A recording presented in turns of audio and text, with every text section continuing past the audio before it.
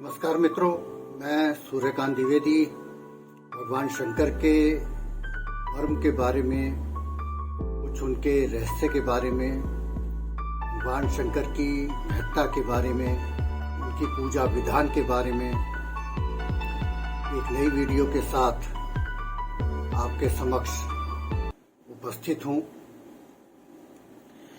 कल हमने जो वीडियो डाली थी उसमें शिवलिंग के बारे में आपको बताया था। बहुत से जातक जानते होंगे, कई नहीं जानते होंगे कि भगवान शंकर का हमारे जीवन में क्या महत्व है। जिस प्राणी ने संसार में जन्म लिया है, हम सौभाग्यशाली हैं कि हमको मानव योनि मिली है और सनातन धर्म में हमारा प्रवेश हुआ है। तो हमारी मान्यता यह है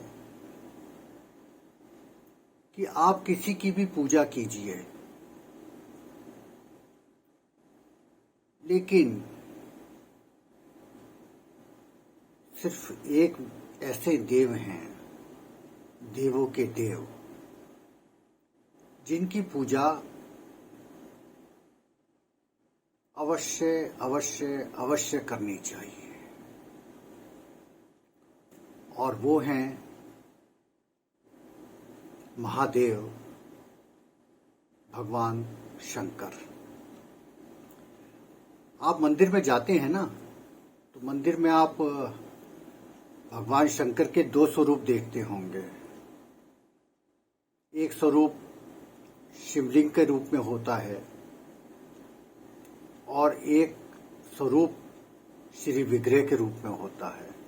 श्री विग्रह से आसे उनकी प्रतिमा, बड़ी प्रतिमा होती है, पार्वती जी के साथ होती हैं, और चारों तरफ उनका कुटुंब होता है, उनका परिवार होता है।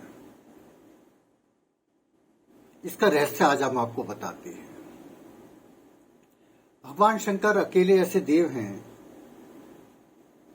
जो साकार हैं और निराकार हैं।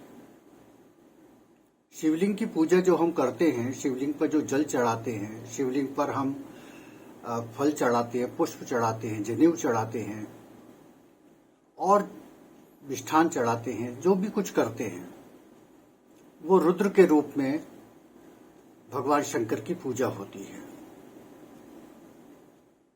और श्री विग्रह जो हैं, प्रतिमा जो हैं, वो भगवान शंकर की साकार स्वरूप की पूजा आराधना है। अकेले ऐसे देव हैं सृष्टि में, पूरे ब्रह्मांड में अकेले ऐसे देव हैं जिनकी साकार और निराकार दोनों रूपों में पूजा होती है। रुद्र क्या हैं, ये वीडियो ध्यान से सुनिए, कोई नहीं, किसी ने नहीं बताया होगा इस बारे में। रुद्र क्या है? रुद्र को लेकर, शिवलिंग की पूजा को लेकर ऐसे कूप मंडूक लोग टीका टिप्पणी करते हैं। उन टीका टिप्पणियों पे हम नहीं जाते, लेकिन हम रुद्र के बारे में आपको बताते हैं कि रुद्र क्या है। जब आपका मां के गर्भ में प्रवेश होता है, तब आप रुद्र के रूप में प्रवेश करते हैं। 4 महीने तक आपको नहीं पता होता कि आपका आकार क्या है, आपका स्वरूप क्या है, आपके नाक क्या हैं, आपके कान क्या है, आपका मुंह क्या है।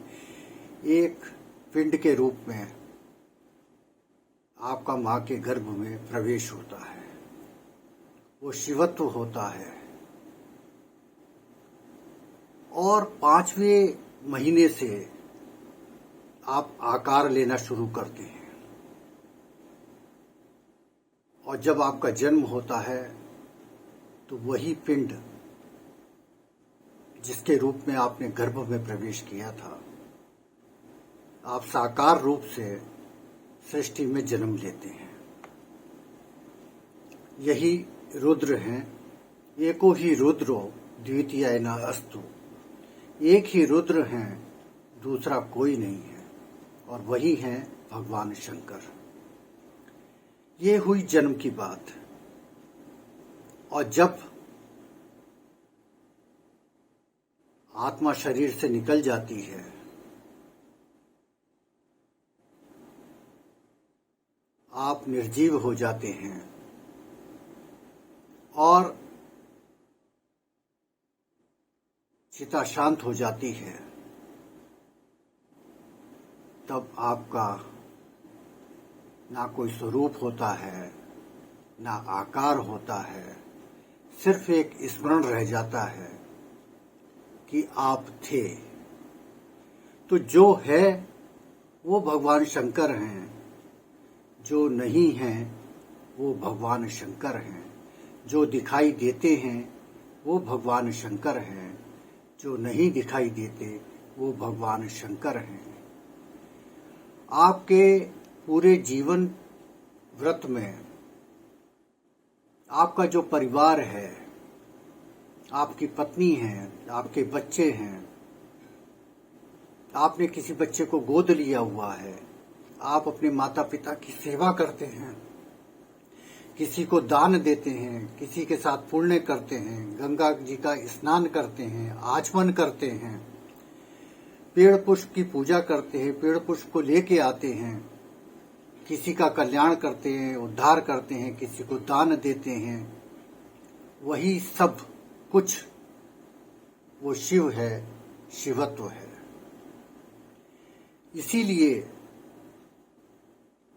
हम कहते हैं कि घर में शिवलिंग बहुत सोच समझ के रखना चाहिए, परिवार के साथ रखना चाहिए। शिवलिंग जो हमने कल बताया उससे आगे का वृतांत बता रहे हैं। क्यों यही बताया? क्यों? क्योंकि वो रुद्र हैं, आपके पिंड स्वरूप हैं। तो वो अपने परिवार के साथ रखिए। जब तक माता नहीं होंगी साथ में, जब तक आपका कुटुंब आपके साथ में नहीं होगा, तब तक आपका कोई महत्व नहीं है। यही भगवान शंकर हमको बताते हैं।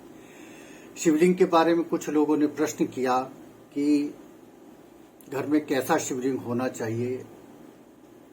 आप भारत का शिवलिंग हो, पीतल का शिवलिंग हो, किसी अष्टधातु का शिवलिंग हो या पत्थर का शिवलिंग हो, आप कोई सा भी रख लीजिए। ये आपकी अपनी इच्छा के अनुसार है। लेकिन यहाँ मेरी मान्यता जो कल थी वो आज भी है कि शिवलिंग ऐसा हो जो अपने परिवार के साथ हो। रखने में कोई बुराई नहीं है, लेकिन यदि आप नियमित रूप से पूजा कर सकते हो तब शिवलिंग को रखिए। ऐसा मत सोचिए कि हम हफ्ते में एक बार भगवान शंकर का जलाभिषेक कर देंगे तो पूर्ति हो जाएगी। उसको रखने का फिर कोई औचित्य नहीं है। आपका जीवन शिव में हो। आज हमने रुद्र और भगवान शंकर के बारे में आपको बताया। अगर हमारा चैनल आपको पसंद आ रहा हो तो कृपया लाइक कीजिए, शेयर कीजिए, सब्सक्राइब कीजिए।